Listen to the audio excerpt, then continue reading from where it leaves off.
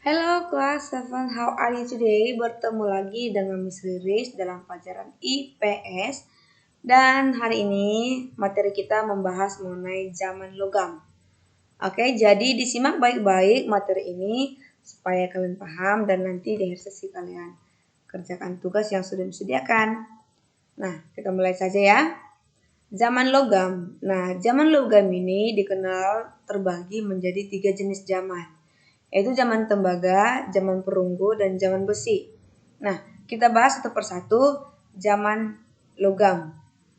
Sebelumnya kita bahas dulu pengertian dari zaman logam itu. Nah, zaman logam adalah zaman di mana masa saatnya masyarakat sudah mulai menggunakan peralatan yang terbuat dari logam.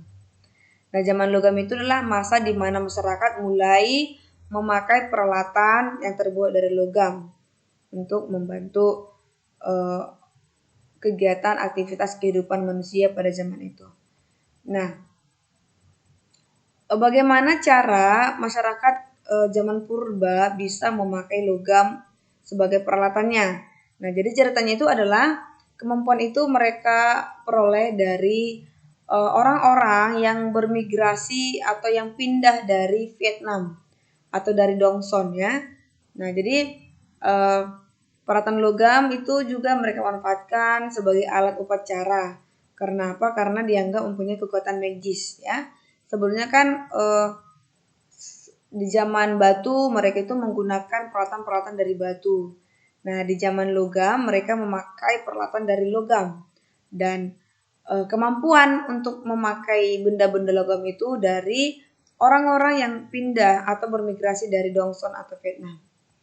Nah, tadi disebutkan ada 3 jenis kelompok zaman logam. Yang pertama adalah zaman tembaga. Nah, zaman tembaga ini adalah di mana manusia mulai menggunakan tembaga sebagai bahan pembuatan peralatan, gitu ya. Nah, namun di wilayah Asia Tenggara termasuk Indonesia tidak ditemukan hasil-hasil kebudayaan zaman tembaga. Nah, jadi memang dikenal ada zaman tembaga tapi untuk peninggalan sejarahnya tidak ditemukan di Asia Tenggara. Yang berikutnya adalah zaman perunggu. Nah, zaman perunggu ini adalah zaman di mana manusia telah menggunakan logam campuran yang sifatnya lebih keras dari tembaga. Nah, yaitu perunggu. Nah, perunggu itu adalah hasil pencampuran antara tembaga dengan timah. Ya. Nah, jadi hasil dari zaman perunggu ini dikenal dengan kapak corong dan nekara. Nah, kapak corong dan nekara ini akan kita bahas di slide berikutnya. Nah, kapak corong itu adalah kapak logam yang ditemukan di berbagai wilayah di Indonesia seperti di Sumatera Selatan, Jawa, Bali, Sulawesi Tengah, Sulawesi Selatan, Pulau Selayar, dan Irian dekat Danau Sentani. Nah, jadi kapak corong ini digunakan sebagai alat upacara atau tanda kebesaran dari kepala suku dan para pemimpin masyarakat masa itu. Nah, jadi intinya kapak corong ini dipakai untuk hal-hal penting, untuk ritual-ritual kepercayaan atau adat istiadat, yaitu bahkan dipakai sebagai tanda kebesaran bagi kepala suku atau pemimpin masyarakat itu. Nah, sedangkan nekara itu adalah semacam genderang yang bentuknya menyempit di bagian pinggang. Nah, pada umumnya nekara berukuran besar, sedangkan kalau dia berbentuk kecil namanya moko. Nah, nekara merupakan bukti kuat bahwa masyarakat pada masa itu dikatakan telah mengenal sistem kepercayaan, gitu ya. Nah, jadi hal ini kenapa? Karena nekara digunakan sebagai alat dalam upacara-upacara ritual. Jadi seperti genderang ya yang dipukul bertalu-talu. Nah, nekara ini di mana saja bisa kita temukan? Bisa ditemukan di Sumatera, di Jawa, di Bali, di Pulau Sangian dekat Sumbawa, Pulau Roti, di Alor, Leti, Selayar, dan di Kepulauan K. Nah, jadi peninggalan zaman Purung itu adalah kapak corong dan nekara. Next, zaman besi. Nah, kalau zaman besi itu adalah masa ketika manusia telah dapat melebur besi dari bijinya untuk dituang dalam cetakan sehingga menjadi alat-alat yang diperlukan. Nah, alat-alat yang dihasilkan pada zaman ini memiliki bentuk yang sempurna.